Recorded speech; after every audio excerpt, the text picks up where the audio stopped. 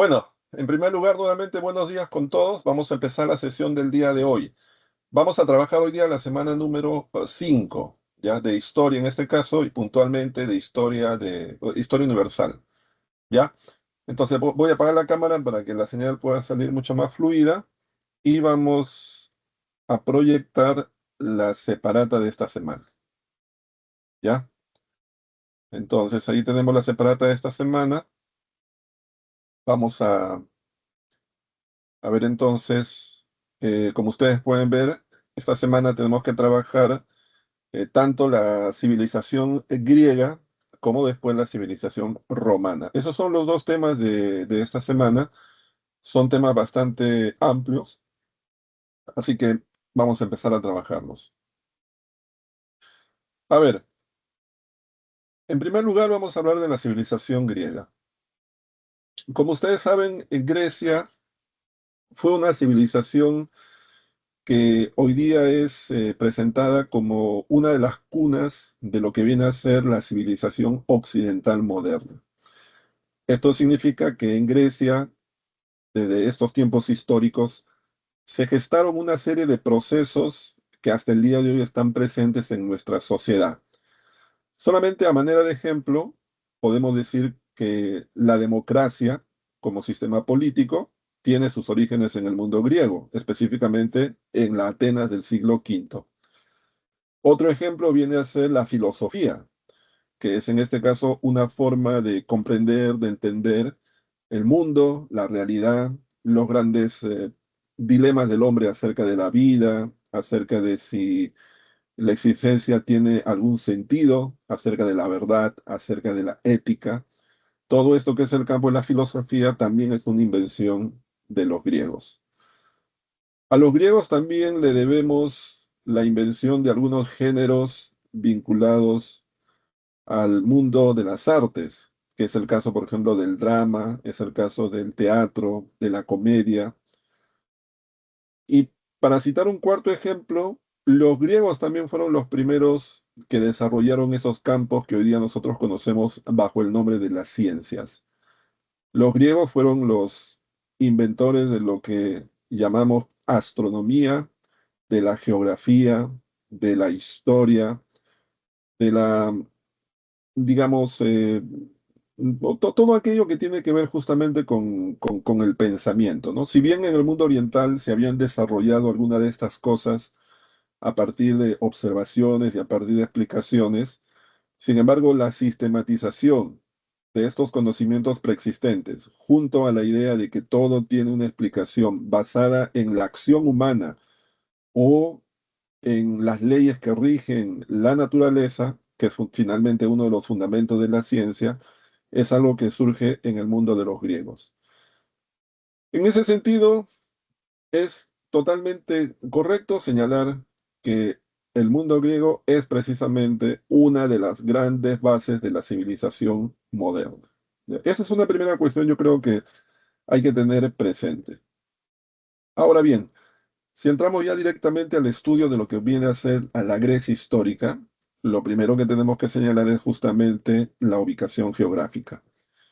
Los griegos se ubicaron en un área bastante extensa a lo largo de su historia, que abarcó prácticamente toda la cuenca del Mediterráneo. Como ustedes pueden ver en este mapa, donde las partes que están, digamos, en color guinda o un tono medio naranja, corresponden a los asentamientos griegos a lo largo del tiempo, en diversos momentos, obviamente. Pero hay que señalar que también hay espacios muy antiguos que fueron los más importantes y luego hubo otros espacios que los griegos ocuparon en determinados momentos de la historia en calidad de colonos. Desde ese punto de vista, nosotros podemos decir en primer lugar que las primeras civilizaciones asociadas a los griegos se establecieron aquí en la isla de Creta.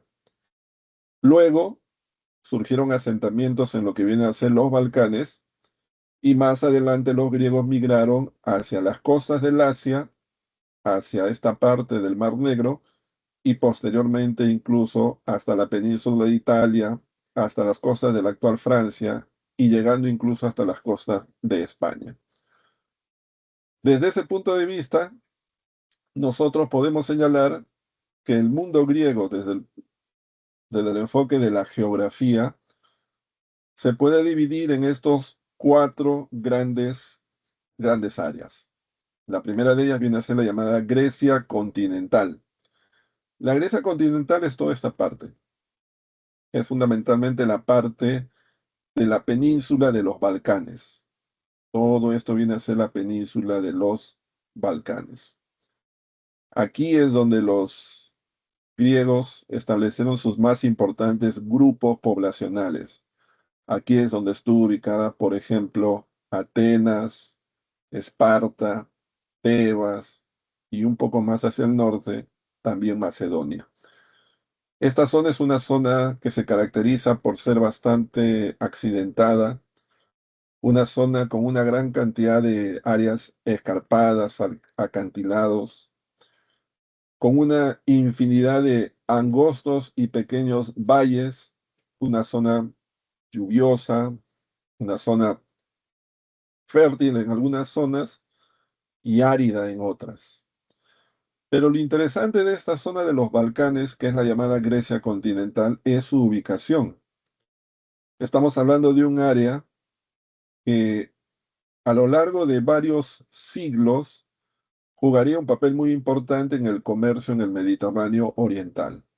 Es una zona que, como ustedes pueden ver, está muy cerca a la entrada al Mar Negro y por lo tanto a todas las grandes estepas de lo que hoy día viene a ser Europa del Este y la zona de Ucrania y el cercano Oriente. Es un área que también está cerca a Egipto, uno de los más importantes productores de trigo de la época. Y es un área que también está muy cerca de la península de Italia. En un primer momento los griegos, por ejemplo, proveerían de mercancías a los etruscos, después se asentarían en esas regiones y posteriormente los romanos también tendrían una fuerte vinculación con los griegos. Entonces, la Grecia continental es una zona clave, sobre todo por su ubicación geográfica a lo largo del tiempo. Otra de las zonas es la llamada Grecia insular, que es el nombre que se le daba a toda aquella parte de Grecia que está formada por esta infinidad de islas que se encuentran aquí, en el llamado mar Egeo. Aquí hay una gran cantidad de islas que obviamente es difícil verlo en la separata, por la escala, digamos, que tiene el mapa, pero ahí, digamos, hay islas bastante grandes como Creta y hay otras mucho más pequeñas en las cuales se desarrollaron asentamientos griegos. En tercer lugar tenemos la Grecia jónica, que viene a ser toda esta parte.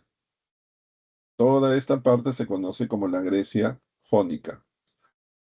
Esta es una zona que los griegos ocuparon en determinado momento de su historia. Pobladores provenientes especialmente de Atenas se establecieron en diversas colonias como por ejemplo Mileto, Esmirna, Efeso, y se dedicaron básicamente al comercio. Esa parte de Grecia que en realidad está en las costas del Asia se conoce como la Grecia jónica. Y finalmente, en épocas posteriores, los griegos, por diversas razones, se vieron obligados a migrar y lo hicieron tanto hacia el oriente como hacia el occidente, incluso hacia la parte sur del Mediterráneo. Y comenzaron a ocupar áreas de lo que serían las costas del Mar Negro, las costas, en este caso, de Egipto, las costas de Italia, las costas de lo que hoy día es Francia, España, y esa zona es conocida como la Grecia Magna, es decir, la Grecia lejana, la Grecia grande. Son los colonos que fueron a lugares distantes. Por ejemplo, una colonia que no aparece aquí fue la colonia de lo que hoy día es la ciudad de Sevilla, perdón, la ciudad de Cádiz, que originalmente se fundó con el nombre de Gades y que con el tiempo sería el asentamiento de Cádiz.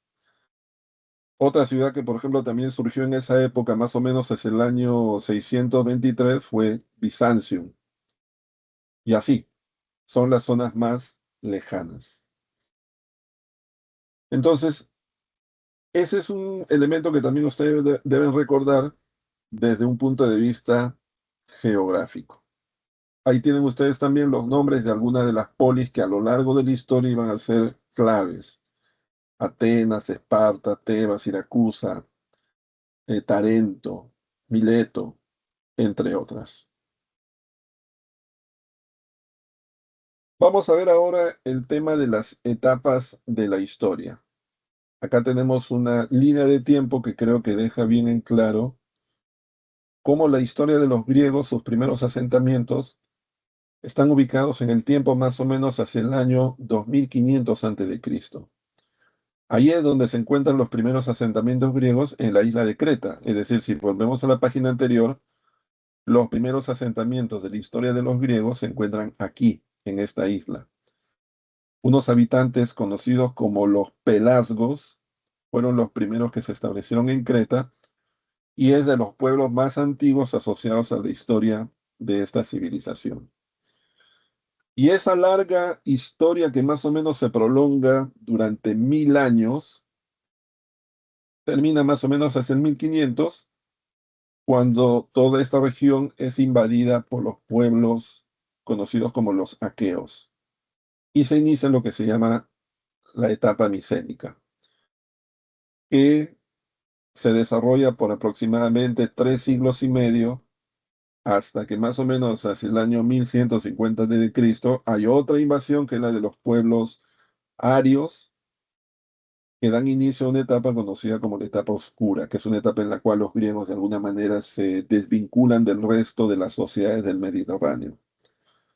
Esta etapa se prolonga más o menos hasta el año 800 Cristo. Se inicia la etapa arcaica, en la etapa en la cual, por ejemplo, surge la polis, y luego viene la etapa clásica, que en realidad es bastante corta, como ustedes pueden ver, porque va del año 490 al año 323.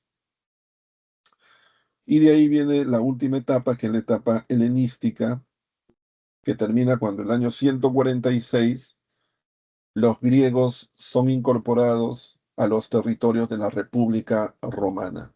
Y ya, digamos, Grecia para ese momento ha perdido importancia política, importancia militar, aunque va a mantener su importancia de carácter cultural. Eso es algo que los griegos van a mantener durante mucho tiempo.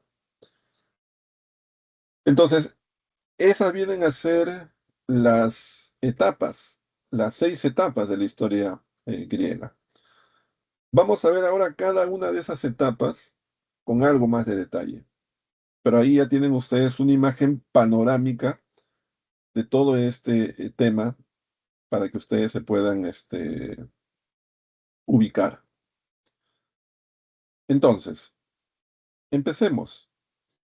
Miren, se sabe que más o menos hacia el año 2500 Cristo hay un conjunto de pobladores que llegan a la isla de Creta.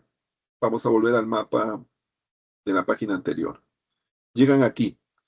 Se creen que vienen desde las costas del Asia Menor. Llegan y se establecen aquí en la isla de Creta. Esos habitantes se les denomina los pelasgos, que son una variante de un conjunto de pueblos que se dispersaron en esa fecha por todo el Mediterráneo. Esta civilización gradualmente fue desarrollándose.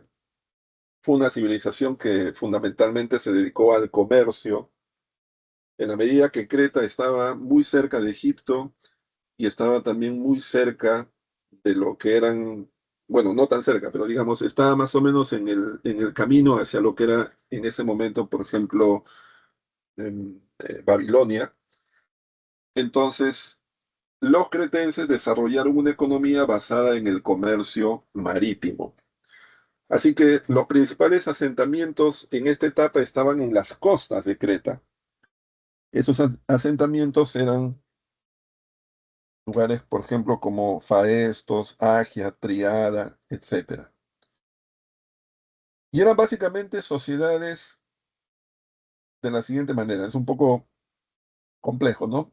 En realidad es fácil decirlo, pero la idea es que se entienda bien el sentido.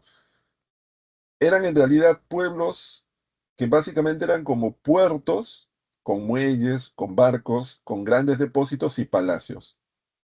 Es decir, toda la vida giraba en torno al comercio marítimo. Y los que detentaban el poder político eran justamente aquellos que tenían el control y la propiedad de esos puertos, de esos almacenes. Por eso que muchos historiadores denominan que esta primera forma de gobierno se conoce como la talasocracia, que es el gobierno de los comerciantes marítimos, ¿no? Para traducirlo, digamos, de manera sencilla. Uno de los lugares arqueológicos más interesantes que se ha encontrado para esta época es el llamado Palacio de Nosos.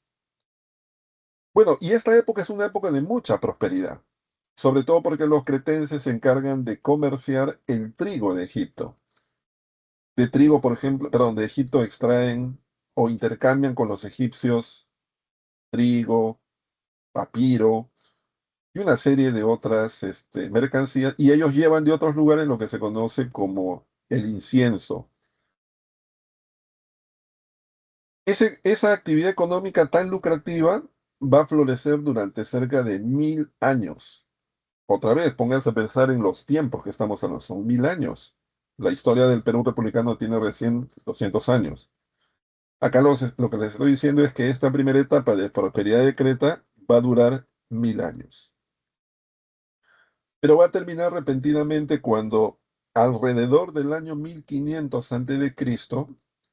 se produce una invasión de un pueblo que viene desde aquí más o menos, desde lo que hoy día serían las zonas más o menos cercanas al inicio de lo que es Rusia. Desde aquí baja un pueblo nómade que tiene el conocimiento del caballo, de las armas de bronce, penetra en los Balcanes, donde en realidad en ese momento no existe casi nada.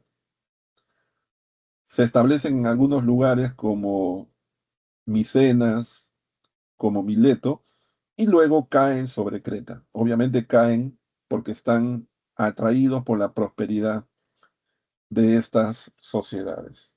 Y eso marca el fin del periodo conocido como civilización minoica y da inicio a una etapa conocida como la civilización micénica.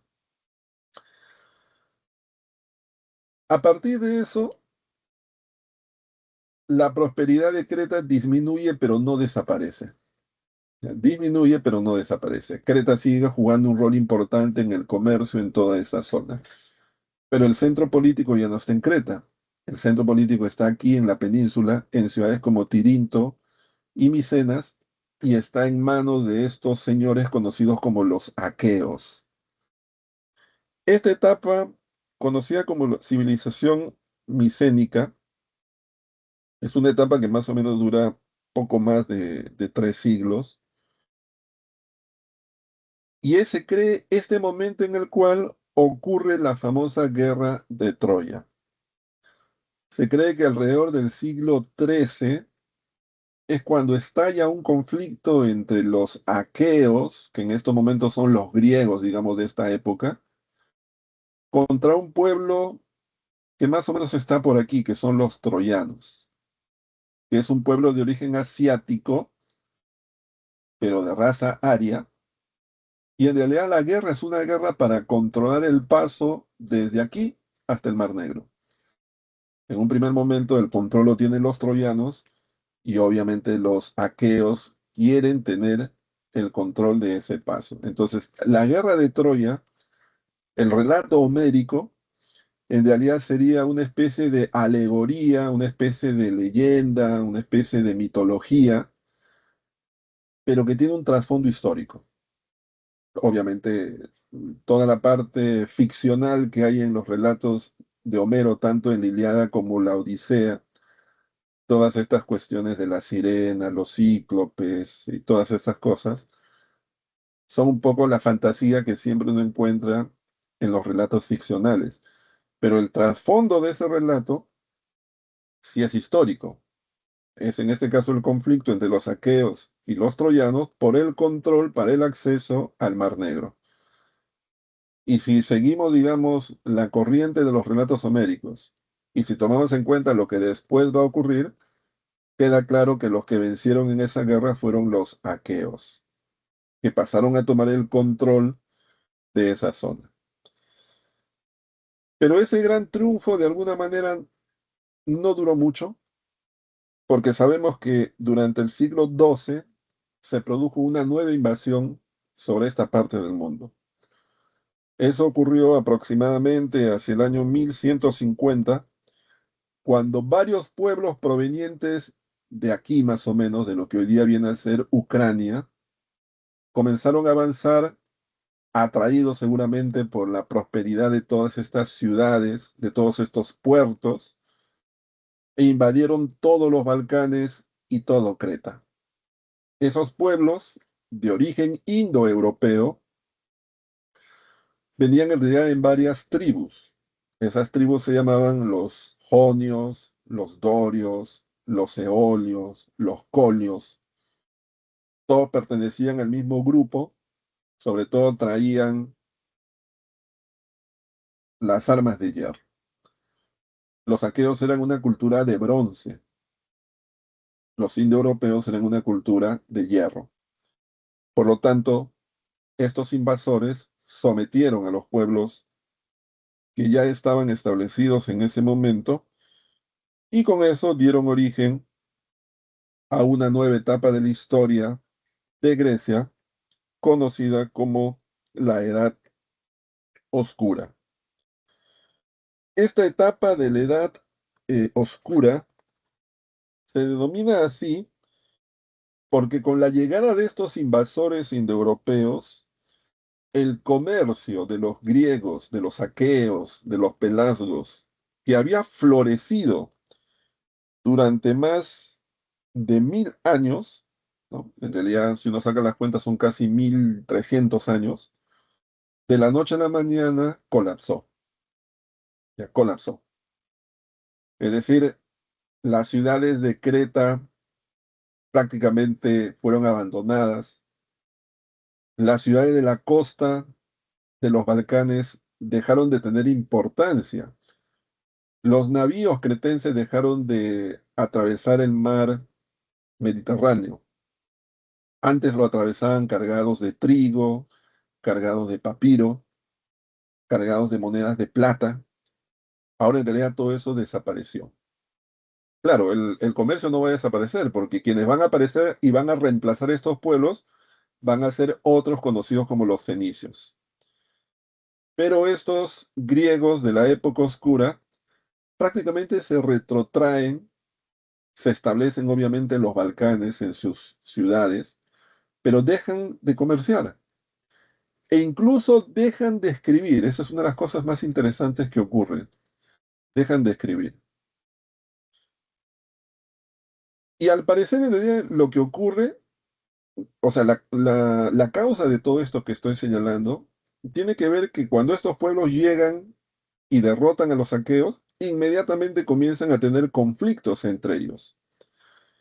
Entonces, a lo largo de más o menos unos 350 años, los Balcanes van a estar envueltos en permanentes guerras, en permanentes guerras, en permanentes. Eso es lo que hace que ya no le den importancia al comercio, ya no le den importancia a tener presencia en la política del Mediterráneo oriental, sumado a la pérdida de su cultura, el dejar de escribir, lo cual genera que tengamos un conocimiento muy débil de esa etapa, es lo que ha llamado a los especialistas a señalar que estamos en una época conocida como la época oscura, ¿no? Una época en la cual, por ejemplo, eh, los palacios son destruidos, ¿no? Y es más, muchos griegos comienzan a migrar en este momento, se dan las primeras migraciones, y los lugares hacia los cuales migran vienen a ser acá, las costas del Asia Menor. Se establecen las primeras colonias en las costas del Asia Menor. Esas migraciones muy probablemente tuvieron como motivo huir ¿no? De la inestabilidad política, de las condiciones seguramente demasiado duras, y la gente hace lo que siempre hace, finalmente migra para encontrar mejores condiciones de vida, encontrar bienestar en otros territorios. Esta época es una época entonces eh, clave en la historia del mundo de los griegos. Pero esta época llega a su fin aproximadamente hacia el año 800. Hacia el año 800 entramos en una etapa conocida como la época arcaica. ¿Qué ocurre en la época arcaica? Probablemente el ciclo tan prolongado de conflictos genera pues que las élites de estas sociedades se debiliten.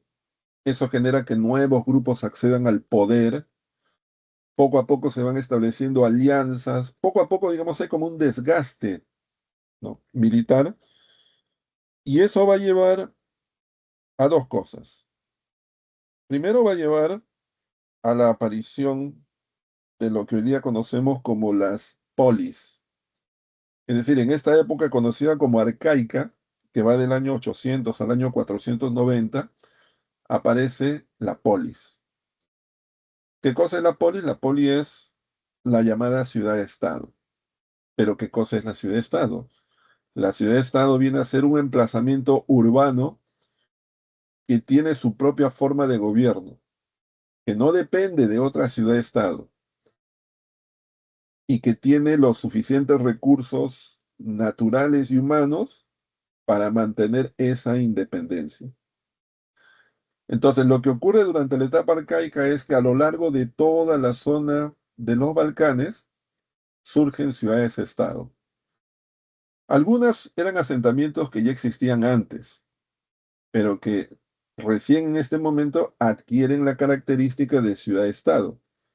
Estamos hablando de Atenas, estamos hablando, por ejemplo, de Micenas, ¿no?, de Tebas, de Esparta, de Córcira, etcétera. Estas ciudades-estado entonces tienen su propia forma de gobierno. Algunas son oligarquías, otras son monarquías, otras son plutocracias, otras son aristocracias, ¿no? Existe, digamos, de todo. Algunas se dedican fundamentalmente al comercio marítimo, otras son sociedades que viven básicamente de la agricultura, otras destacan por su gran producción artesanal. O sea, no es que sean iguales en términos económicos. Por ejemplo, Esparta, para, digamos, poner un ejemplo conocido, es una ciudad-estado. ¿Por qué es una ciudad-estado? Porque tiene su propia forma de gobierno. Esparta está gobernado por una aristocracia, es decir, por un pequeño grupo que pertenece a la élite. Ni siquiera toda la élite, sino dentro de la élite hay un pequeño grupo que son los que toman el poder. De ahí salen, por ejemplo, los dos reyes espartanos. Entonces, es una aristocracia.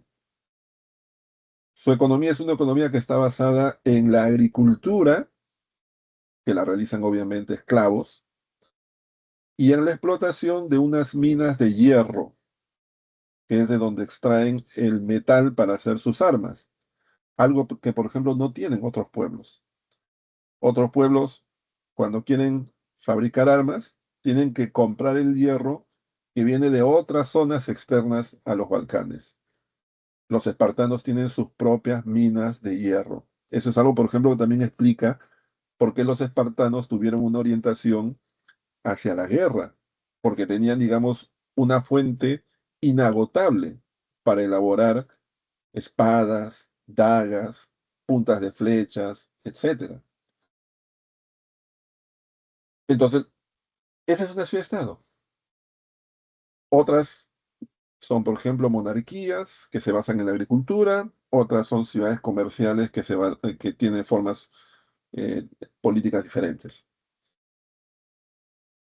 Esa es una ciudad-estado. Pero lo interesante es que todas las ciudades-estado que están ubicadas aquí comparten elementos culturales comunes. El primer elemento cultural común que comparten es su lengua. Hablan lo que hoy día nosotros conocemos como el griego. Bueno, no es el griego moderno, ¿no? Este es un griego, digamos, prehistórico, por decirlo así, que tiene dialectos. Justamente el dorio, el jonio son dialectos, pero se entienden entre ellos. En segundo lugar, comparten la misma forma de vida, ¿no? Es decir, su vestimenta, su alimentación, sus festividades, sobre todo, son las mismas. Todos le rinden culto a los mismos dioses: Palas Atenea, Dionisio, Zeus, aunque hay ciudades que tienen alguno de esos dioses como el más importante, como el caso de Atenas, cuya divinidad importante es Palas Atenea, pero le rinden culto a todos los dioses. Y el otro elemento que comparten estas polis es las festividades, es decir, periódicamente se reúnen para realizar actividades en honor a sus dioses. Una de las más importantes vienen a ser las Olimpiadas. Entonces, todos estos elementos son los que constituyen que las ciudades-estado, que tienen independencia política y tienen independencia económica, sin embargo, se sientan y se perciban como parte de una misma cultura, que es lo que nosotros llamamos la cultura griega. Y la otra cuestión que ocurre durante la etapa arcaica es que, al parecer, las condiciones comienzan a mejorar y eso genera un aumento de la población. Y eso va a llevar a que gran parte de la población comience a migrar. Pero la migración ahora va a ser hacia el interior del Mar Negro y hacia el Mediterráneo occidental. Ya no hacia las costas del Asia Menor como en la etapa anterior, sino va a ser hacia esta zona donde se van a fundar colonias como Sinope, como Queroceneso, o hacia acá, donde se comienzan a fundar colonias como Crotona, Tarento, Masalia, etc. Es decir, se comienza a dar forma a lo que se llama la Grecia Magna. Ya, eso es más o menos lo que ocurre durante la etapa arcaica.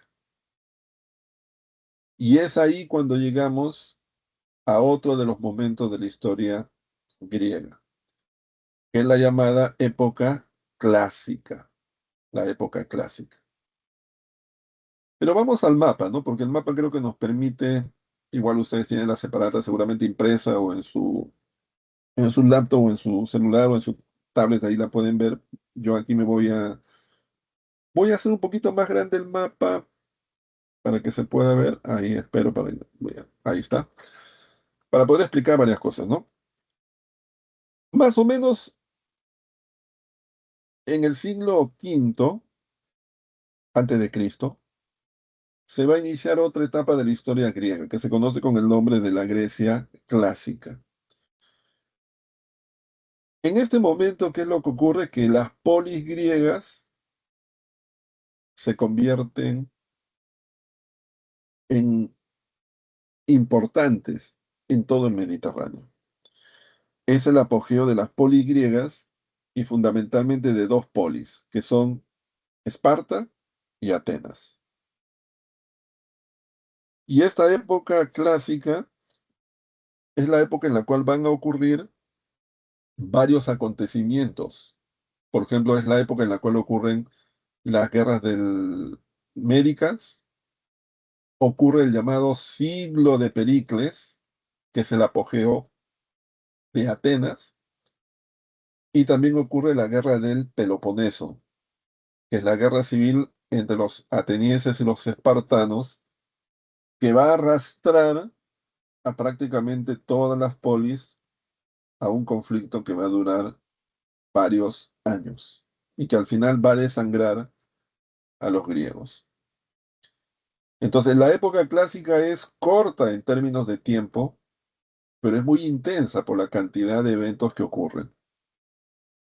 La época clásica más o menos culmina hacia el año 323 y es ahí cuando se inicia una nueva etapa conocida como la época helenística. En este momento es cuando una polis que hasta ese momento ni siquiera figuraba en los mapas, para decirlo de alguna manera, que está ubicada más o menos por acá. Una polis que se conocía como Macedonia. Poco a poco comienza a consolidarse durante el siglo IV y luego mediante conquistas y alianzas va a lograr someter a todas las polis.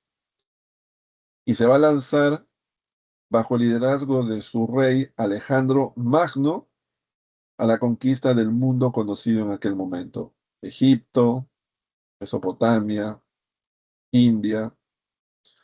Es lo que se conoce como las conquistas de Alejandro Magno y la formación de su imperio. Imperio que va a ser breve porque luego de su muerte va a ser dividido y finalmente va a terminar en manos de sus generales. Pero a lo largo de esta época llamada helenística, la cultura de los griegos se va a dispersar por el mundo conocido. La cultura griega va a ser llevada a Egipto, a Mesopotamia, a la India. Y los griegos también van a asimilar elementos culturales y conocimientos de esas otras sociedades. Eso se conoce como la helenización del mundo antiguo. Y eso también poco a poco va a comenzar a marcar la decadencia, la cual finalmente va a terminar el año 146, cuando los griegos van a ser conquistados por los romanos y Grecia va a pasar a ser parte de las provincias bajo control de la República Romana. Entonces, esa es un poco la idea sobre la historia de los griegos. Ahí están las etapas, ¿ya? Ahí están las etapas. ¿Qué vamos a ver ahora? Teniendo ya esta imagen cronológica clara de las etapas y qué ocurre en cada etapa, cuáles son los eventos más importantes que ocurren en cada etapa, lo que ahora tenemos que precisar es, con algo más de detalle, algunas cuestiones claves de la vida de la Grecia histórica. Y lo primero que vamos a trabajar aquí es el tema de las polis. Vamos a ver las dos polis más importantes que son Atenas y Esparta. En el caso de Atenas estamos hablando de una polis cuyo origen tuvo que ver con la llegada de los invasores jonios alrededor del siglo XII a.C., que se establecieron en una zona conocida como la península del Ática, muy cerca a la costa. Tanto así que esta polis llamada Atenas tuvo que construir otra ciudad pequeñita cerca a la costa llamada El Pireo, algo así como Lima y el Callao. Cuando se funda Lima, el Callao es el puerto que está separado de Lima. Hoy día obviamente está unido por toda la urbanización. En el caso de Atenas, Atenas es la ciudad como Lima y el Pireo es el puerto como el Callao. La principal actividad económica de los atenienses fue el comercio marítimo, que en la época clásica desplazó a los fenicios. Y los atenienses se convirtieron en la primera potencia comercial del Mediterráneo oriental. Llegaron a tener aproximadamente 1000 tirremes. El tirreme era la embarcación de esa época. Es lo que en la película vemos, esas embarcaciones chatas y largas que están movidas por una gran cantidad de remos que son impulsados por gente, en este caso esclavos, que están en el interior remando. ¿Ya? Ese es un tirreme. Estos tirremes se desplazaban pues a lo largo de las costas del mar Egeo, las costas de Egipto, transportando todo tipo de mercancías, vino, aceite, trigo, papiro, eh, cerámicas, joyas, etcétera. Por lo tanto, Atenas se convirtió en una ciudad próspera, rica, poderosa económicamente. Socialmente, los atenienses estaban organizados en tres grandes grupos. estaban los atenienses, que eran los hombres libres nacidos en Atenas y que gozaban de plenos derechos políticos, podían ocupar cargos y eran los que elegían a aquellos que ocupaban esos cargos. Luego estaban los métecos o metecos, que eran extranjeros que vivían en Atenas, pero que no podían ejercer cargos públicos y no podían votar. Eran efectivamente hombres libres que incluso podían ser reclutados para el ejército. Y finalmente estaban los esclavos, que eran aquellos que habían sido llevados a esa situación por no pagar deudas o porque habían sido vendidos y que podían ser propiedad del Estado ateniense o propiedad privada. En cuanto a la política, los atenienses estaban, o sea, atravesaron diversas formas de gobierno. Los atenienses, por ejemplo, en sus épocas más remotas fueron una plutocracia, es decir, dominada por aquellos que tenían el control del comercio. Luego se convirtieron en una aristocracia, llegaron a ser una tiranía en la época de Pisístrato, hasta que llegó la rebelión de Solón y el establecimiento de una nueva forma de gobierno en la época de Clístenes, establecida como la democracia. Hay tres figuras a lo largo de la historia de Atenas que está asociada a leyes que fueron, digamos, haciendo del ejercicio político algo mucho más democrático, ¿no? Dracón, por ejemplo, con su código, Solón, con una serie de reformas, pero sobre todo Clístenes, que derrotó a Pisístrato, el tirano, y luego estableció dos grandes reformas. La primera fue la creación de los demos, que era una forma de dividir a la población ateniense para darle cierta cantidad de votos para elegir a su vez a sus autoridades. Y luego estaba el ostracismo, que era una figura política a través de la cual aquellas personas que eran considerados potenciales enemigos del sistema democrático ateniense eran expulsados de Atenas por un periodo de 10 años. Y políticamente, ¿cómo se organizaba Atenas? Bueno, había tres niveles de gobierno. Estaba lo que llamaríamos como el poder ejecutivo, que eran ministros llamados arcontes. A lo largo del tiempo fueron variando. En algún momento fueron cinco, en otra época fueron cuatro, en otra época fueron nueve. Había el arconte, por ejemplo, de la guerra, el arconte del culto, el arconte administrativo. O sea, eran como ministros. Luego estaban las asambleas, es decir, aquellas que elaboraban leyes.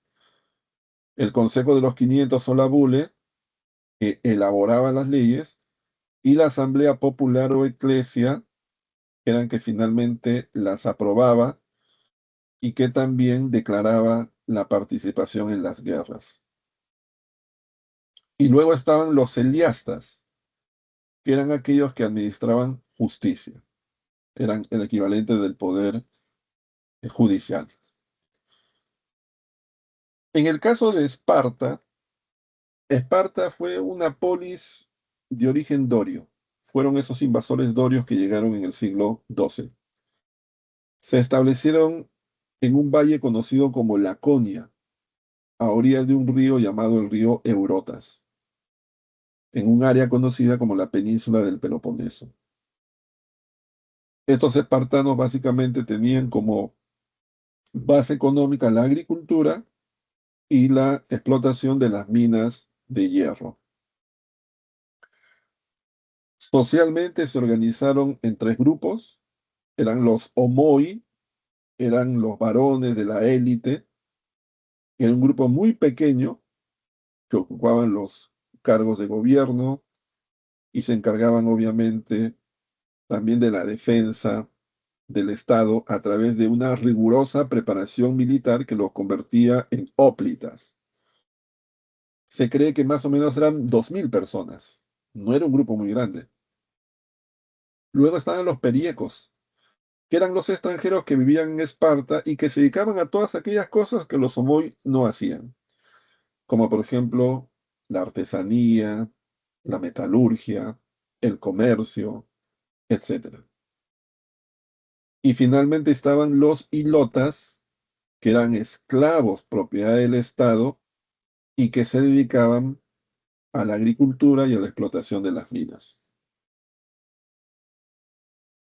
En términos de organización política, los espartanos le atribuyen a Licurgo el haber dado todas las reformas que diseñaron la arquitectura política de Esparta y que también establecieron la rigurosa formación militar que tuvieron sus homoi. En cuanto a la política, los espartanos estaban gobernados por dos reyes, aunque eran reyes que ejercían el cargo porque eran elegidos, ¿ya? Y eran cargos vitalicios, y en un primer momento no eran hereditarios, aunque después, digamos, a partir del siglo V se estableció como algo hereditario. Ellos eran los que ejercían el poder ejecutivo, ¿no? Había un rey que se encargaba de las tareas religiosas y había otro rey que se encargaba de las tareas militares. Por ejemplo, Leónidas, que es el general que dirige a los espartanos en el paso de las Termópilas y que ustedes lo han visto en la película 300, era en este caso el Basileu o rey espartano militar. Y luego habían dos asambleas. La Gerusia, que eran en este caso los ancianos que dictaban y modificaban las leyes, y la Pela o la Asamblea Popular, que era aquellos hombres que tenían menos de 30 años y que aprobaban en este caso las propuestas de la Gerusia. En los espartanos, la Gerusia tenía más poder que la Asamblea Popular. Y luego estaban los éforos, que eran algo así como ministros, que eran los que finalmente ejecutaban las leyes, pero tenían la tarea de controlar, supervisar la tarea de los dos reyes espartanos. Entonces, este era un sistema donde el poder estaba concentrado más en las manos del rey, pero a su vez el rey tenía que rendir cuenta a los éforos, ¿ya? Que finalmente eran los representantes de los homoi, que era este pequeño grupo que dominaba toda la sociedad espartana. Era una sociedad obviamente mucho más concentrada en el poder. En el caso de Esparta, el poder estaba mucho más disperso entre diversos actores. Uno de los eventos más importantes ocurridos en la historia de Grecia y puntualmente en la época clásica viene a ser las guerras médicas. Las guerras médicas se desarrollaron en el siglo V y es un conflicto que enfrentó a los griegos y a los persas. Las guerras médicas tuvieron por motivo, como aquí se señala, el expansionismo de los persas, que a inicios del siglo V los persas habían llegado a las costas del Asia Menor y habían sometido a las ciudades colonias griegas, las habían hecho ciudades tributarias. Pero la otra causa de las guerras también es que los griegos querían tener el control exclusivo de las rutas por el Mediterráneo oriental, específicamente por el mar Egeo. Y la llegada de los persas a esta zona era una amenaza. Entonces, esas son las causas. Pero el detonante de la guerra sería la rebelión de Mileto.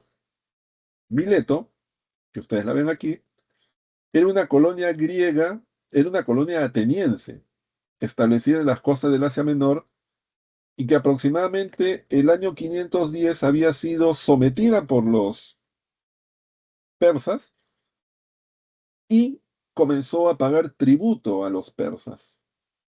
Eso más o menos se mantuvo durante casi 20 años. Pero los atenienses comenzaron a instigar a los miletanos para que se rebelaran contra los persas. Los miletanos se rebelaron contra los persas. Inmediatamente los persas sofocaron la rebelión de Mileto y obviamente se dieron cuenta de que esa rebelión había sido instigada por los atenienses y es entonces que los persas deciden organizarse para lanzarse sobre el mundo griego. Ahí es que se inician las guerras médicas. Esas guerras van a ser tres. Este conflicto va a ser largo, va a durar más o menos medio siglo. Casi todas las batallas son triunfo de los griegos, a excepción de la batalla de las Termópilas, que es una derrota de los griegos, puntualmente de los espartanos, pero al final la victoria va a ser de los griegos. ¿Por qué los griegos van a derrotar a un ejército tan grande? Puntualmente porque si bien el ejército persa era un ejército inmenso, los cálculos más modestos señalan que por lo menos los persas eran 10 veces más grandes en términos de recursos humanos y armas y barcos que los griegos, pero los persas tenían una desventaja. En primer lugar, estaban luchando en territorios que estaban muy lejos de sus lugares de origen y por lo tanto sus líneas de abastecimiento eran extremadamente largas y demandaban mucho tiempo y costo llevar recursos al frente de batalla. Y la otra debilidad del ejército persa era que era un ejército plurinacional, pluriétnico. En el ejército persa había persas, medos, había babilonios, asirios, había egipcios, tracios.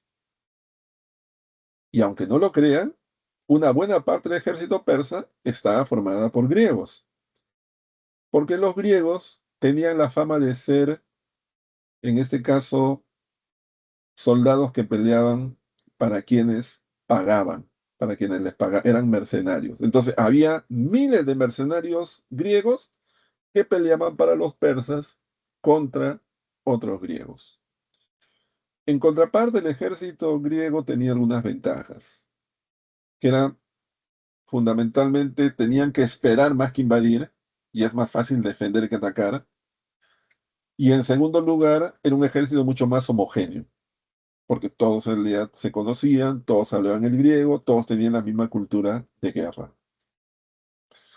Esto explica por qué al final los griegos se iban a imponer y obligaron a los persas a firmar la paz de Simón o paz de Calias el año 449, con la cual se puso fin a estas prolongadas guerras.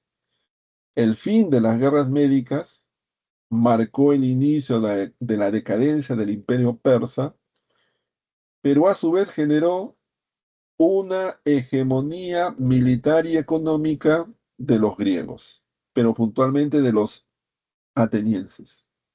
Atenas, que había formado durante la guerra una liga conocida como la Liga de Delos, se convertiría en la primera potencia naval del mundo y en la ciudad más rica de toda esta parte del mundo, lo cual poco a poco comenzó a generar un descontento entre otras polis, especialmente Esparta, y que sería en el largo plazo una de las causas del inicio de las guerras del Peloponeso.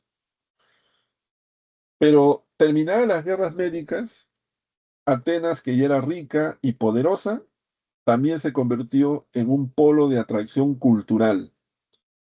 Atenas era una zona que tenía, era una ciudad en la cual periódicamente llegaban habitantes de muchos lugares del mundo, venían egipcios, venían babilonios, venían persas, venían espartanos.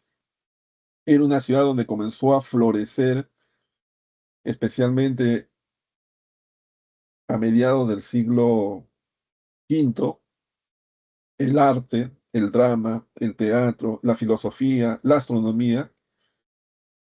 Esto durante el gobierno del arconte Pericles. y es lo que ha llamado justamente a denominar a esta etapa el siglo de Pericles, aunque en realidad el siglo de Pericles duró más o menos 20 años, pero fue tan intenso que ha dejado una huella en la historia de la humanidad. Alguna de las grandes obras de Pericles fue la reconstrucción de la ciudad de Atenas, el inicio de la construcción del Partenón y de una serie de edificios públicos. Pero esta época de prosperidad de alguna manera obnubiló a los atenienses. Llevó a que el año 431 Atenas tomara la decisión de iniciar acciones contra Esparta que marcaron el inicio de lo que se conoce como las guerras del Peloponeso. Estas guerras fueron los enfrentamientos entre un conjunto de polis liderada por Atenas y otro conjunto de polis lideradas por Esparta. Las causas tuvieron que ver por la rivalidad política y económica entre ambas ciudades, también de alguna manera por el enfrentamiento entre dos formas de gobierno que eran la democracia ateniense y la oligarquía militarista espartana, y también obviamente porque todas deseaban controlar directamente el comercio marítimo en el mar Mediterráneo, así como también deseaban evitar que los atenienses también controlaran el mar Egeo, ¿no? Hay que recordar, vamos a ir al mapa para que se entienda esto último que acabo de decir. Este es el mar Jónico y este es el mar Egeo. Atenas ya controlaba el mar Jónico, quería lanzarse sobre el mar Egeo.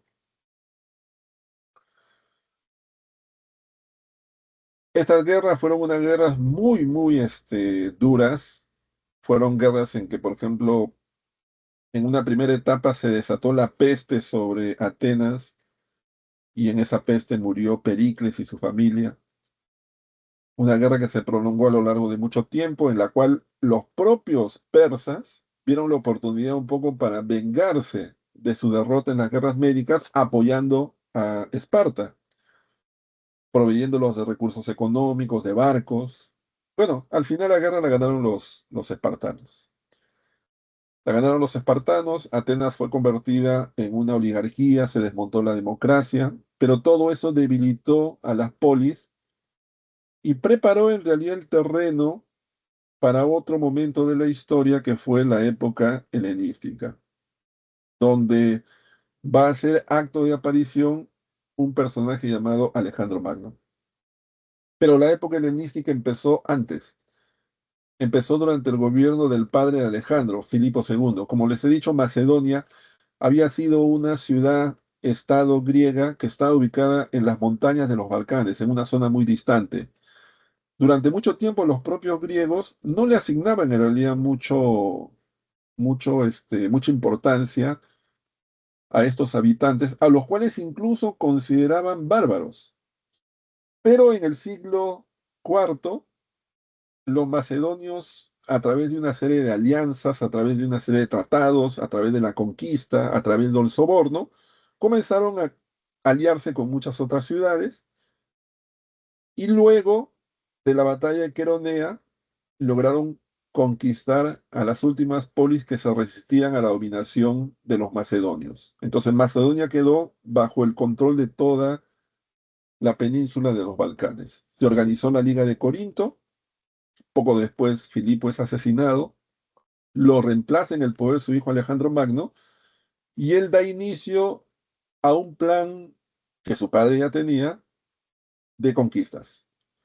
Se lanza sobre la conquista de Egipto, de la zona de lo que sería hoy día la zona de Fenicia, Macedonia, llega incluso hasta la parte de los persas y finalmente llega hasta la India. Todo esto lo hace en un lapso de más o menos unos 15 años, pero muere repentinamente en Egipto, en Persia, y una vez que muere Alejandro, los territorios que él había conquistado son divididos entre sus antiguos generales Ptolomeo, Seleuco y Antígono. Pero las conquistas de Alejandro habían generado algo muy importante, que era la que la cultura griega se dispersara por todo el mundo mediterráneo y los griegos a su vez asimilaran elementos de las culturas orientales, algo que se conoce con el nombre de la helenización del mundo antiguo. De esa manera entonces quedó plasmado más o menos el fin del mundo griego como un actor importante en el mundo antiguo. No es que Grecia vaya a desaparecer, Grecia, como ustedes saben, va a pasar a formar parte de los territorios de la República Romana, y durante la época de apogeo de Roma, Grecia siempre fue vista con respeto, fue vista como la cuna de la cultura romana. Ya no era importante en términos militares, no era importante en términos políticos, pero Grecia era un lugar al cual, por ejemplo, los patricios romanos mandaban a sus hijos a ser educados. Augusto, el futuro emperador Augusto, llamado originalmente Octavio, de adolescente fue enviado a Atenas a educarse, a estudiar. Pero era lo que hacía la mayoría de las familias de patricios romanos, porque en Atenas estaban los mejores pedagogos, los mejores filósofos, aquellos que tenían la cultura griega, que es la cultura que los romanos de alguna manera adoptaron, y que eran los mejores preparados para formar a aquellos que iban a dirigir los destinos de la República y después del Imperio Romano. Bueno, eso es lo que tenemos que explicar con relación a Grecia. Vamos ahora a Roma. Vamos a Roma. Roma es una sociedad que aparece aproximadamente en el siglo 8 antes de Cristo y que durante cerca de 1200 años va a tener un papel de protagonista importante en la cuenca del Mediterráneo y en el mundo conocido de aquella época. Roma va a ser heredera de la tradición de los griegos, pero la cual le va a introducir otros elementos propios, y es por eso que hablamos también de una civilización romana. Para que se den cuenta un poco de la importancia que tuvo Roma y tiene Roma, hay cosas de Roma que están presentes hasta el día de hoy entre nosotros. Por ejemplo, el derecho. Buena parte del derecho moderno se basa en el derecho romano. Hay instituciones de origen romano que siguen siendo instituciones legales y jurídicas del mundo moderno. Por ejemplo, la figura de la tutela, por ejemplo, el matrimonio o, por ejemplo, el testamento. Para mencionar tres ejemplos de figuras jurídicas y legales que existen hoy día, pero cuyos orígenes están en Roma. Otra cuestión que viene de Roma es, por ejemplo, algunas características de las ciudades. Los romanos fueron los primeros que construyeron cloacas, es decir, un complejo sistema de desagües que permitía drenar los desechos humanos rápida y eficazmente hacia la parte externa de la ciudad. Es lo que permitió que las ciudades romanas fueran extremadamente grandes, porque solucionó el problema de la higiene y de esa manera se evitaban las pestes. Miren, Atenas, que fue una de las polis más grandes de Grecia, se cree que en su momento de mayor auge llegó a tener una población de más o menos 50.000 personas. 50.000 personas es la cantidad de estudiantes que hay en San Marcos. 50.000 personas es la mitad de Breña, del distrito de Breña. En realidad no es nada, si uno compara con Roma, que fue una ciudad que llegó a tener 1 millón de habitantes. Entonces, para yo poder tener 1 millón de habitantes en una ciudad, necesito un sistema eficiente que drene los desechos humanos, pero a su vez también un sistema que permita llevar agua. Y los romanos inventaron todo eso. Inventaron la plomería, inventaron los cloacas, inventaron el cemento, etcétera, etcétera.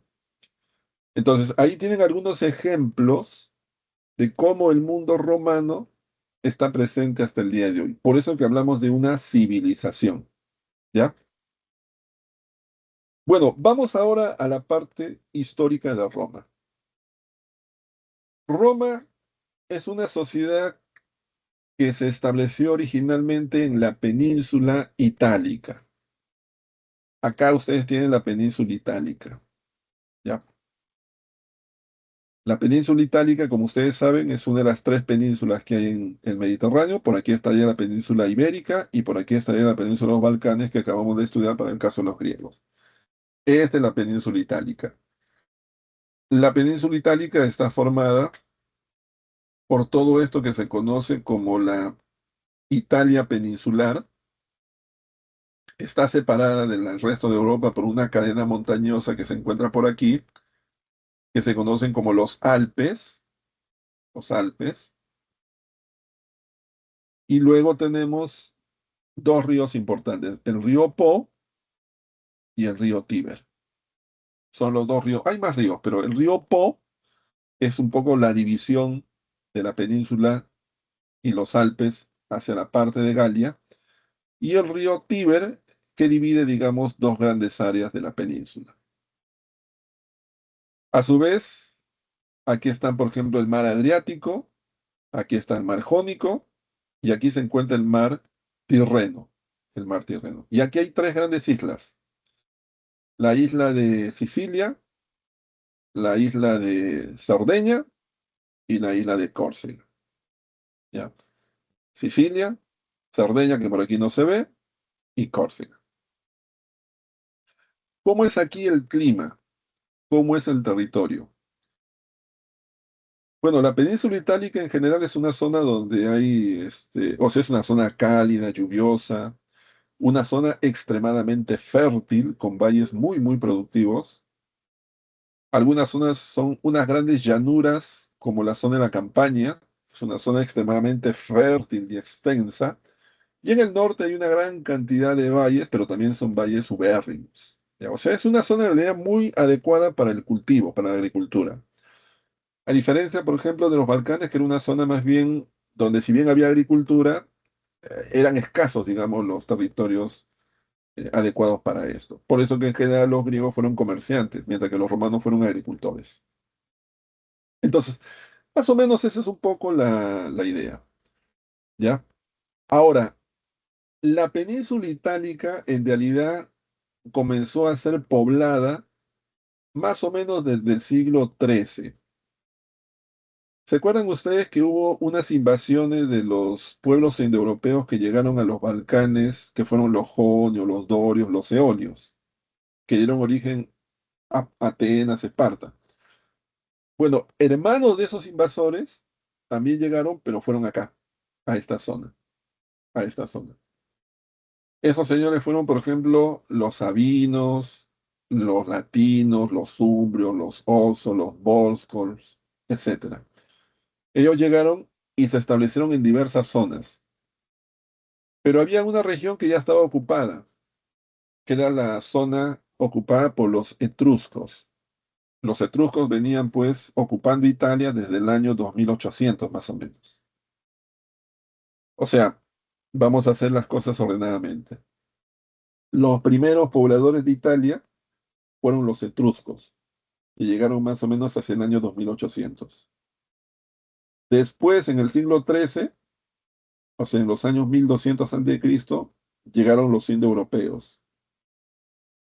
Y en el siglo VIII es cuando llegan los latinos. ¿Ya? Los latinos, al parecer, también fueron un pueblo indoeuropeo, pero que llegaron más lentamente. Y más o menos en el siglo VIII, los latinos se establecieron aquí, a orillas del río Tíber.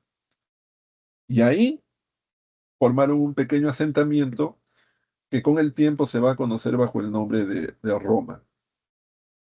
Estos latinos basaron su economía en que ellos tenían el control del paso a través del río Tíber.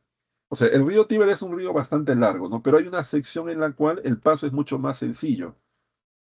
Esa sección la controlaban los latinos en ese asentamiento llamado Roma. Y ahí es donde empieza en realidad el desarrollo de la historia de Roma. Eso ocurre, se cree, más o menos alrededor del año 753. Obviamente, esto va a ser contado a través de la mitología romana mediante las leyendas de Rómulo, Remo y todo eso que ustedes conocen. Ahora, esto que acabo de contar ocurre en el siglo VIII y es el inicio de una primera etapa de la historia romana que se conoce como la etapa de la monarquía. Esa etapa de la monarquía dura hasta el año 509, cuando se inicia otra etapa conocida como la república, hasta el año 27 antes de Cristo, y ahí empieza otra etapa conocida como la etapa del imperio, hasta el año 476 después de Cristo. Entonces, hay tres etapas en la historia de Roma: la monarquía, la república y el imperio. Entonces, vamos a ver aquí qué ocurre en cada una de las etapas. ¿Qué es lo más importante que ocurre en cada una de las etapas? ¿Ya? Por ejemplo, ¿qué ocurre en la primera etapa llamada la etapa de la monarquía? Lo que ocurre es que en este momento es que se funda Roma, los pueblos latinos se asientan en ese paso a través del río Tíber y fundan Roma. Rápidamente se van aliando o van sometiendo a otros asentamientos vecinos cercanos. Por ejemplo, se cree que en esta época van a asimilar a los sabinos. En esta época, Italia está ocupada por muchos pueblos. Si bien están los romanos, también están los umbrios, los oxos, los samnitas, los etruscos, y también están los griegos. En el sur están las colonias griegas. Ahí está, por ejemplo, Siracusa, Síbaris, Mesina. Son algunas de las colonias griegas asentadas en el sur de la zona de la península itálica. ¿Qué más ocurre en esta etapa de la monarquía? Bueno, Roma va a ser gobernada por reyes. Va a haber dos reyes o dos dinastías de reyes. La dinastía latina, a la cual se cree que pertenece el primer gobernante, que es Rómulo, y la dinastía de los etruscos, que es cuando ya los romanos se van a unir a los etruscos. Justamente el último de estos gobernantes etruscos, llamado Tarquino el Soberbio, va a ser derrocado por una rebelión de los aristócratas romanos, que eran llamados como patricios.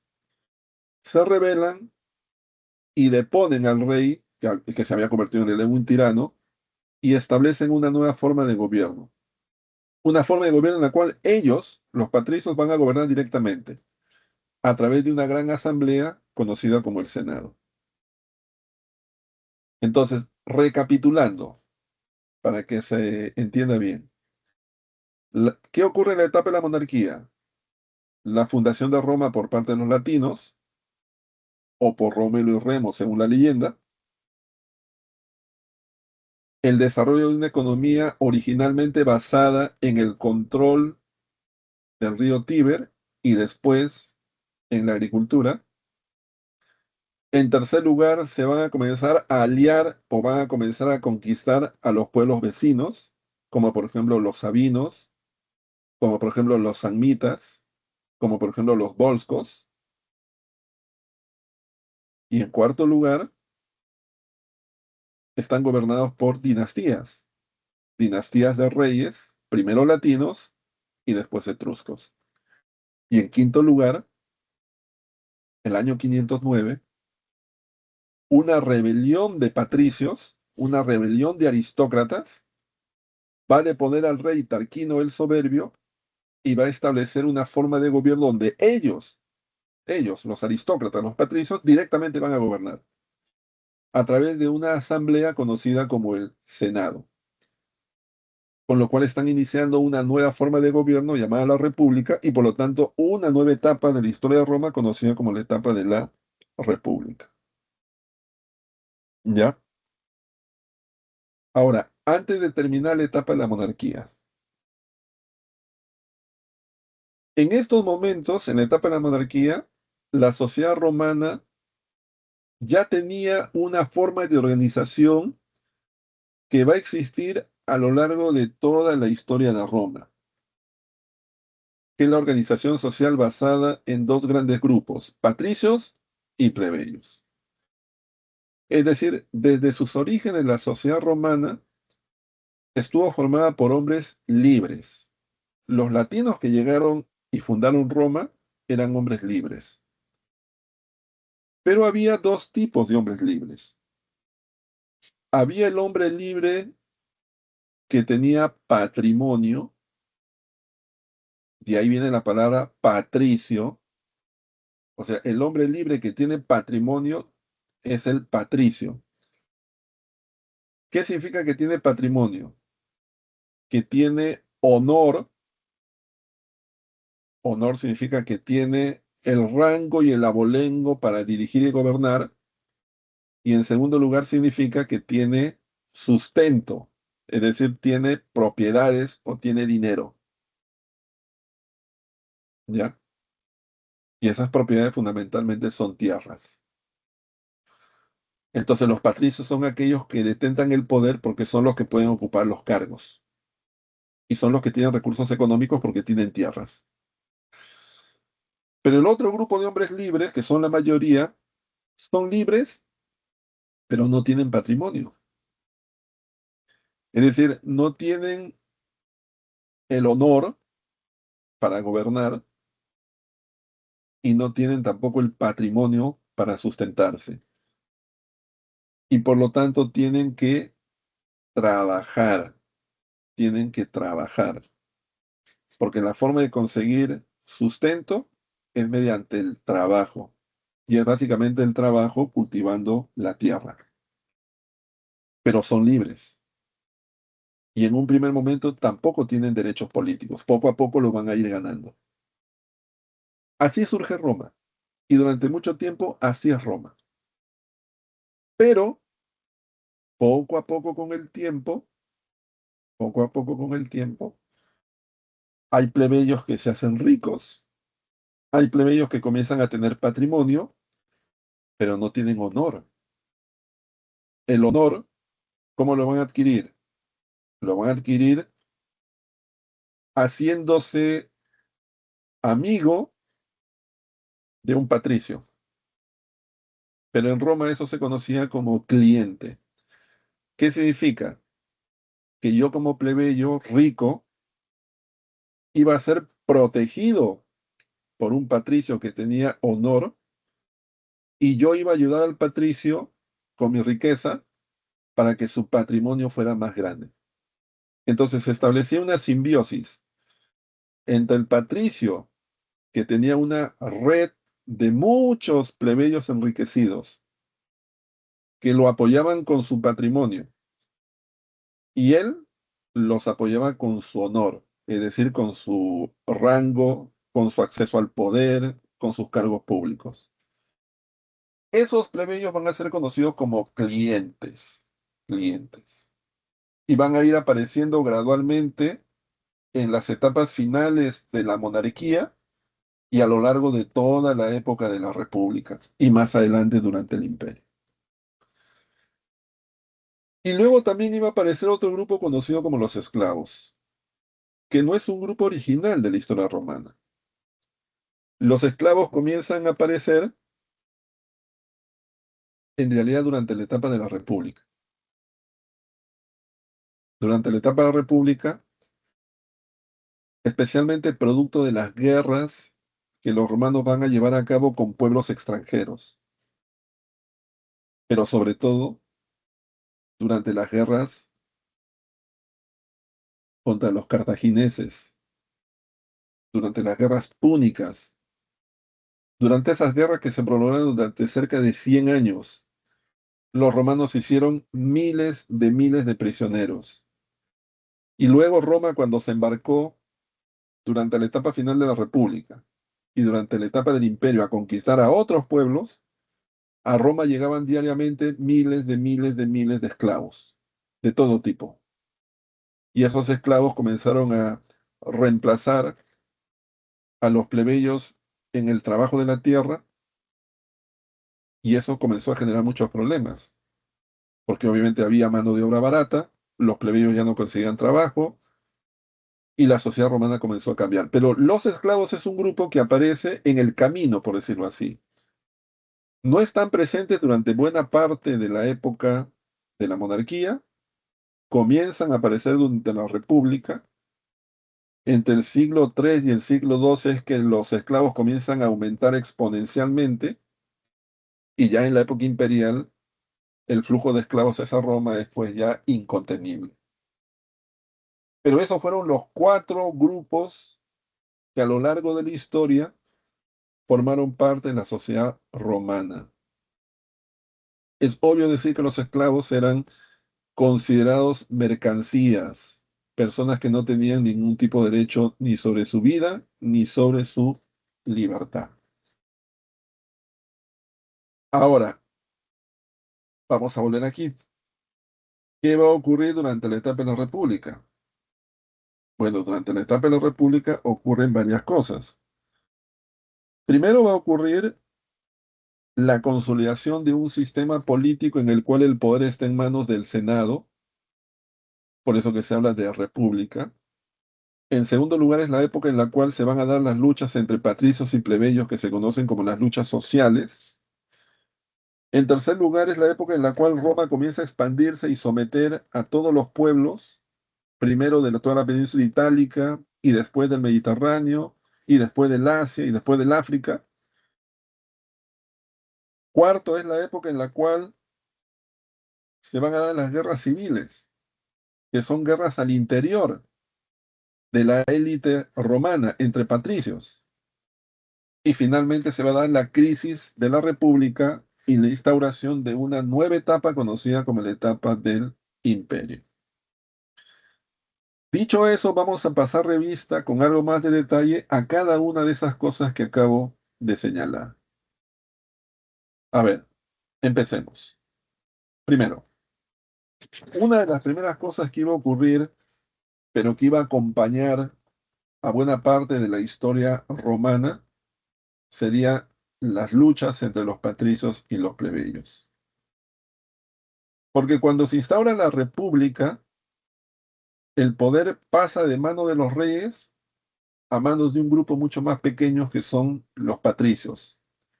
Pero ni siquiera son todos los patricios, sino son un pequeño grupo de patricios organizados en más o menos unas 20 familias. Ellos son los que ocupan casi todos los cargos públicos, especialmente ser senadores y ser cónsules. Y por otro lado, los plebeyos están totalmente marginados del poder.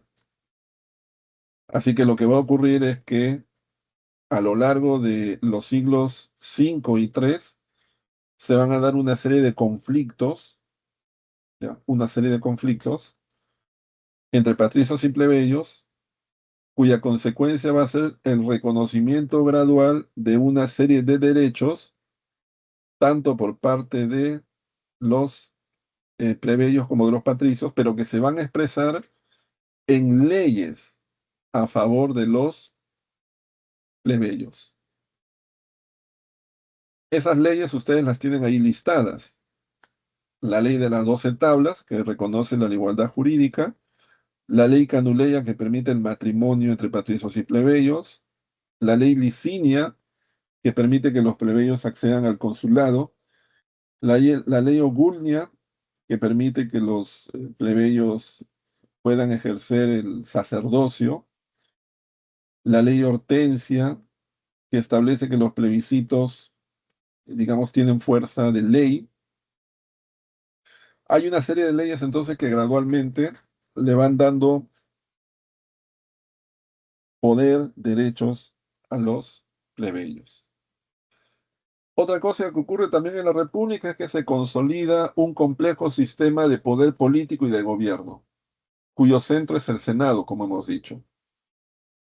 El Senado tiene la función de proponer leyes, de establecer en este caso medidas para el gobierno y de periódicamente elegir a los cónsules, quienes presiden el Senado y quienes en caso de emergencia asumen el cargo de dictador, es decir, ejercen funciones totales por 6 meses, pero luego de lo cual tienen que rendir cuenta ante el Senado.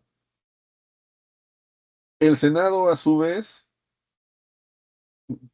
controla un conjunto de funcionarios que se encargan de diversas tareas. Los tribunos de la plebe que se encargan de la defensa de los derechos de los plebeyos y por lo tanto tienen derecho de veto a las leyes.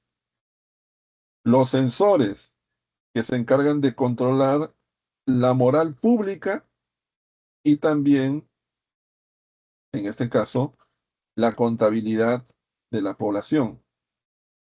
Los cuestores que se encargan del cobro de los tributos y del manejo de las finanzas, de los ediles que se encargan de la provisión de todos los servicios dentro de las ciudades, de los pretores que se encargan de la administración de justicia, tanto en las ciudades como en las provincias que la República tiene. Y luego están los comicios que vienen a ser unas asambleas donde grupos de ciudadanos que son electos ejercen algunas funciones como la asamblea curial, tribal y centurial. Magistrado es el nombre que se le da en general a aquellas personas que ocupan los cargos públicos y son electos anualmente. Todos estos cargos, durante buena parte de la historia, estaban reservados para los miembros de la clase de los patricios, aunque gradualmente algunas leyes permitieron el ingreso también de los plebeyos. Pero normalmente, por ejemplo, un patricio, o sea, alguien que pertenecía al grupo de los patricios, el primer cargo que ocupaban era la de censor o cuestor. Luego podían ser electos ediles, más adelante pretores, podían llegar a ser tribunos, que era un cargo bastante importante, y finalmente podían ser senadores. Y de ahí podían ser electos cónsules, que era el cargo, digamos, tal vez más importante que existía en Roma durante la etapa de la República.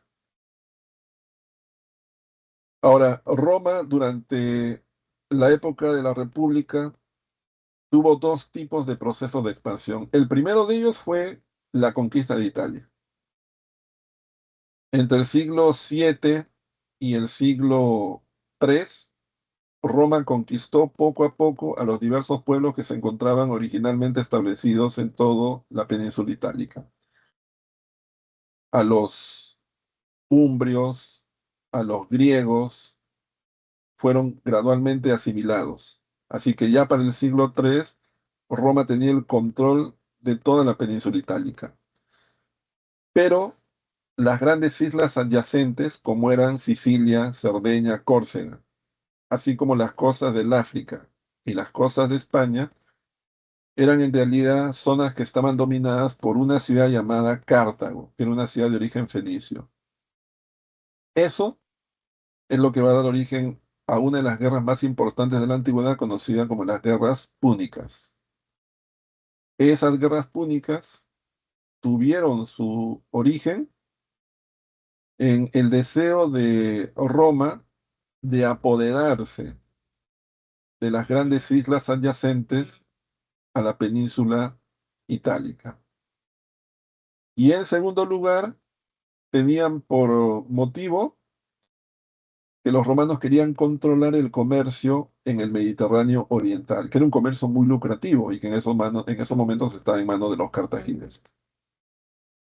Así que eso daría origen a tres guerras entre los siglos III y II, guerras en las cuales incluso en un primer momento, como en la Segunda Guerra Médica, Roma estuvo a punto de perderla cuando Aníbal cruzó los Alpes y llegó cerca a Roma, pero finalmente los romanos se repusieron y lograron derrotar a los cartagineses en la Tercera Guerra Médica, dirigido por el general Escipión el Africano. Cartago fue totalmente destruida, sus habitantes fueron reducidos a esclavos y todos los territorios conquistados por Cartago, dominados por Cartago, fueron incorporados a la República Romana, con lo cual de alguna manera se consolidó a Roma como la primera potencia en todo el Mediterráneo occidental, y eso llevó a que Roma también se volcara a la conquista de lugares que estaban hacia la parte oriental. En el siglo I, Roma conquistaría Macedonia, Grecia, Pérgamo, Siria, Egipto. Ya antes, en el siglo II, había conquistado también la zona de la península de los Balcanes. Todo lo cual hizo de Roma, pues, ya una sociedad bastante poderosa en toda la cuenca del Mediterráneo. En el siglo II, Roma comenzó a tener algunos signos de debilidad con relación al sistema republicano. Eso se vio sobre todo durante lo que se conoce como la reforma agraria implementada por los hermanos Graco. Los hermanos Graco eran unos patricios identificados con los problemas de los plebeyos. Ellos, como tribunos de la plebe, intentaron que el Senado aprobara algunas leyes en favor de los plebeyos, como la ley agraria, que permitía la subvención en el precio del trigo, o la ley militar, que permitía que el Estado subvencionara el costo de la vitualla y el armamento que los soldados llevaban en épocas de guerra. Sin embargo, estas leyes que iban en contra del dominio de la oligarquía finalmente fueron negadas. Los hermanos Graco cayeron víctimas de algunas conspiraciones y acusaciones falsas y finalmente fueron asesinados. Y el otro signo de la crisis de la República ocurrió en el siglo I antes de Cristo, que fueron las llamadas guerras civiles, que son las guerras al interior del grupo de los patricios. Los patricios estaban organizados en dos grandes grupos, que eran los ecuestres y eran los populares. Eran como dos grandes partidos, ¿no? El partido senatorial, que era el partido de los ecuestres, que era como la derecha, y el Partido Popular, que era, digamos, como la izquierda de esa época, para ponerlo así para entenderlo, ¿no? Aunque es un poco forzado decir izquierda y derecha para esta época. La Primera Guerra Civil estalló el año 87 a.C. entre los generales Mario y Sila. Quien va a triunfar en esta Primera Guerra Civil va a ser Sila. Luego de un gobierno de casi una década de Sila, se va a establecer, bueno, va a fallecer, y los herederos políticos de Sila, para no entrar en conflicto, van a decidir establecer una alianza política que se conoce como el primer triunvirato, que es la alianza entre Julio César, Pompeyo y Craso. Esto va a durar un tiempo, pero luego va a estallar la Segunda Guerra Civil. Esta guerra civil va a enfrentar a César, Pompeyo y Craso, y finalmente quien se va a imponer va a ser Julio César. Julio César va a establecer una larga dictadura. Durante esa dictadura va a conquistar, por ejemplo, Egipto, va a conquistar las Galias, pero luego va a ser asesinado por aquellos patricios que creen que César se quiere convertir en rey, quieren evitar en este caso que la república se disuelva, lo asesinan.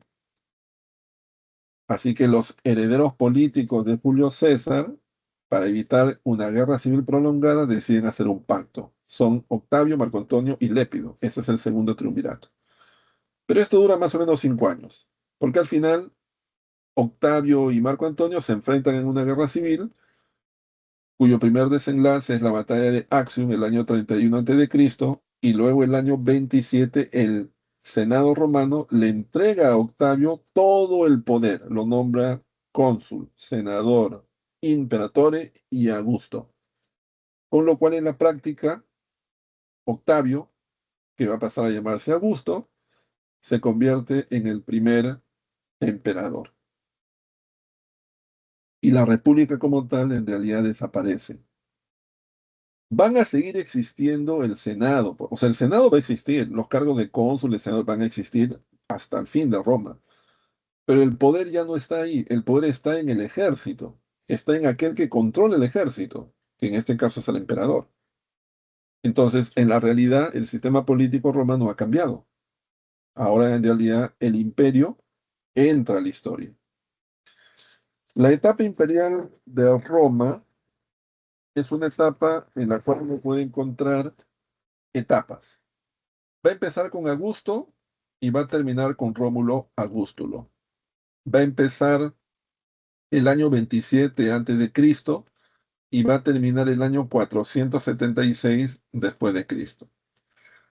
Toda esta etapa imperial tiene dos grandes momentos, el Alto Imperio y el Bajo Imperio. Y ustedes pueden ver ahí un mapa donde pueden ver todas las zonas que ocuparía Roma en su época de máxima expansión territorial.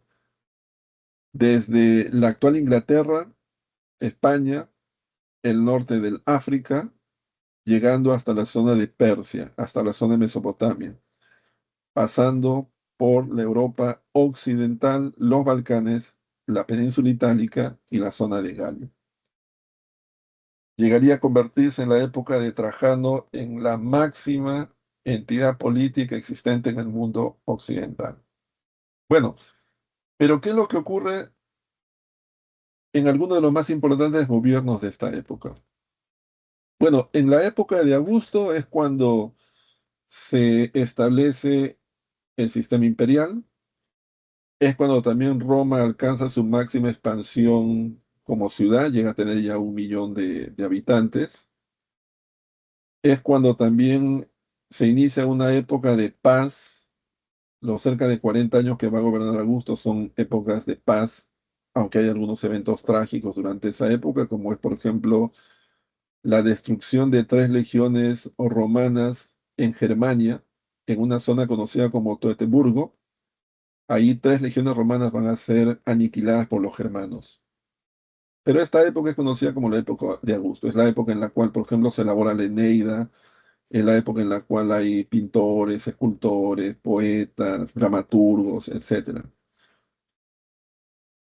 Claudio, que es un gobernante de esta época, es el que conquista, por ejemplo, Britania y Macedonia, que eran dos zonas muy lejanas. Estamos hablando del extremo en la parte oriental, occidental, perdón, y el extremo en la parte oriental. Nerón, que durante su administración se ve incendiar Roma, y también es quien inicia la persecución contra los primeros cristianos.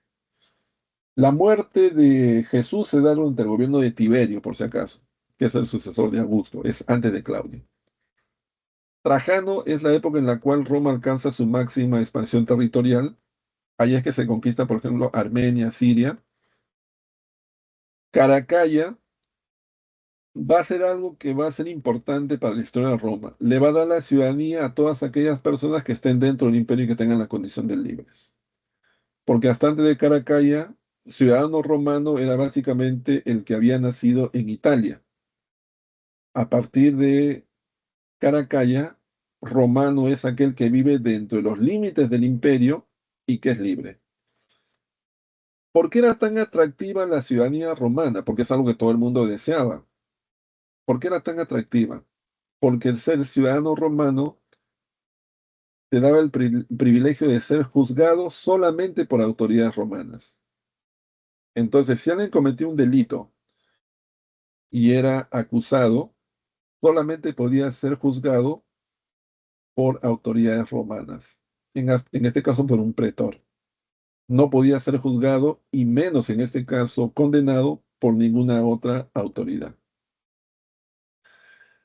Luego viene ya el Bajo Imperio, que es la época ya en la crisis, cuando ya Roma comienza a perder importancia económica, cuando gran parte de sus recursos económicos son derivados para el mantenimiento de las tropas que están en la frontera, cuando Roma comienza a comprar más de aquello que vende, entonces ya Roma comienza a entrar en crisis.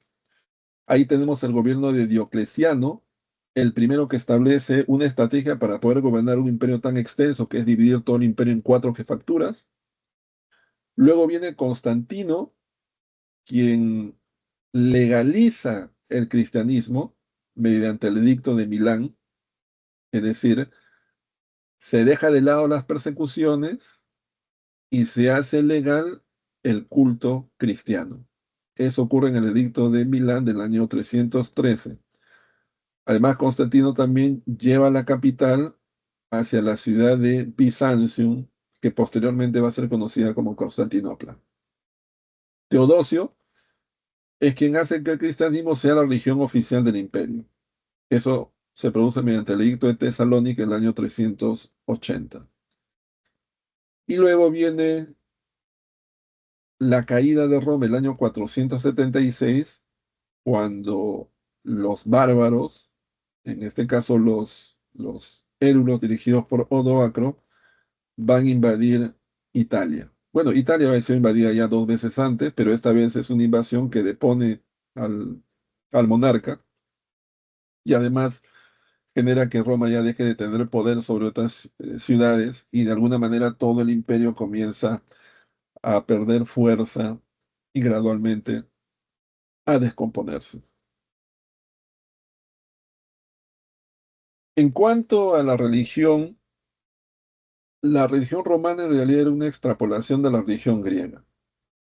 En ese sentido, tenemos aquí dioses griegos con sus nombres romanos, como es el caso de Zeus, que es Júpiter, Atenea, que es Minerva, Ares, que es Marte, Dionisio, que es Baco, Hermes, que es Mercurio, entre otros. Es una religión que se conoce como las religiones de tipo panteístas, ¿no? Son religiones antropomorfas porque los dioses tienen forma humana, pero además también los dioses se comportan psicológicamente como los seres humanos, son dioses que matan, aman, envidian, conspiran. Pero luego, a partir del siglo IV, esta religión pagana va a ser reemplazada por la religión, en este caso cristiana, que es una religión más bien de carácter monoteísta, universal, etcétera. Algunos de los grandes aportes de los romanos los tenemos en el campo de derecho. Ahí tenemos, por ejemplo, el tema del matrimonio, del testamento, de la tutela, de todo el derecho romano que va a llegar hasta nuestros días, aunque no directamente, sino a través de los bizantinos. En el campo de la literatura, bueno, es también los romanos copiaron los modelos griegos en el campo del teatro, la sátira, el drama, la comedia, etc. Y la arquitectura es una de las cosas más singulares de Roma, ¿no? Tenemos los grandes acueductos que servían para transportar agua. Por ejemplo, los acueductos llevaban agua hacia Roma. El agua era transportada por unas canaletas que estaban aquí, recorrían esta parte. O sea, no se puede ver, acá habían como unas canaletas. O sea, el acueducto estaba hecho en un desnivel que permitía el flujo del agua de un lado hacia otro, a través de varios kilómetros de distancia. Los arcos del triunfo que eran construidos justamente para celebrar grandes victorias militares, debajo de las cuales pasaban los generales, los soldados y también obviamente los esclavos antes de ser, o los prisioneros de guerra antes de ser esclavizados o antes de ser ejecutados. Y los anfiteatros, que eran lugares o recintos en los cuales se organizaban grandes espectáculos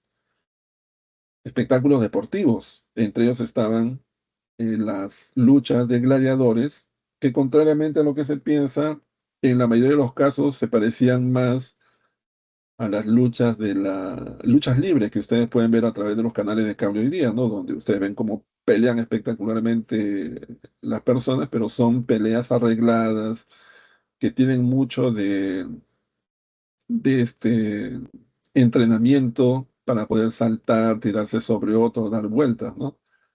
Y en pocos casos, efectivamente, las luchas de gladiadores terminaban con la muerte de alguno de los participantes.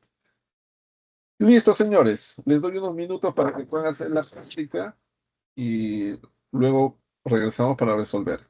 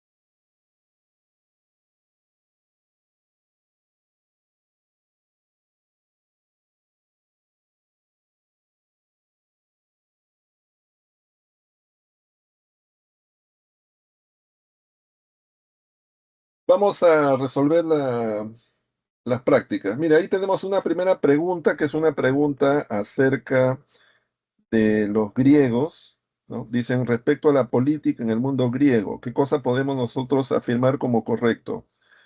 Bueno, ahí podemos ver, seguramente ustedes ya lo han marcado, que lo único incorrecto es uno. O sea, Licurgo no fue un legislador jónico, fue un legislador dorio. Los dorios son los que llegan en este caso a Esparta y Licurgo es espartano. Las demás afirmaciones son correctas. Entonces, en la pregunta número uno, la letra correcta es la E, la clave correcta es la E. Ahí está. Tenemos luego la pregunta número dos. Es una pregunta sobre las guerras médicas. No, nos dicen que abarcó tres guerras y leyendo las opciones, creo que ahí lo único correcto es justamente la D, porque uno de los escenarios más importantes fue el mar Egeo. El mar Egeo es el que separa justamente las costas de Asia Menor con la península de los Balcanes. Entonces aquí la clave es la letra D de dado. Ahí está la D de dado. La pregunta 3 es una pregunta sobre Roma, en este caso sobre los orígenes de Roma, las primeras etapas de Roma. Y una de las cosas que podemos afirmar en ese sentido es que justamente los latinos fueron los que llegaron al río Tíber y se establecieron ahí aproximadamente en el siglo VIII. O sea, ¿no? Esto ocurre y es el origen de Roma histórico, porque el origen de Roma legendario es pues la narración de Rómulo, Remo y todo eso que ustedes conocen. Entonces aquí la respuesta correcta en esta pregunta, que es la pregunta número 3, sabe que acá se ha puesto 2, pero es la pregunta número 3, es la letra B de bebé.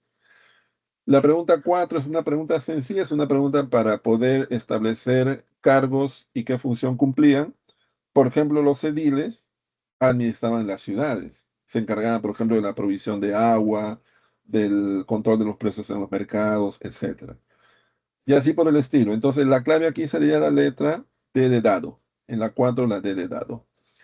Y la pregunta número 5 es una pregunta acerca de la crisis del Imperio Romano y de las causas que se pueden mencionar.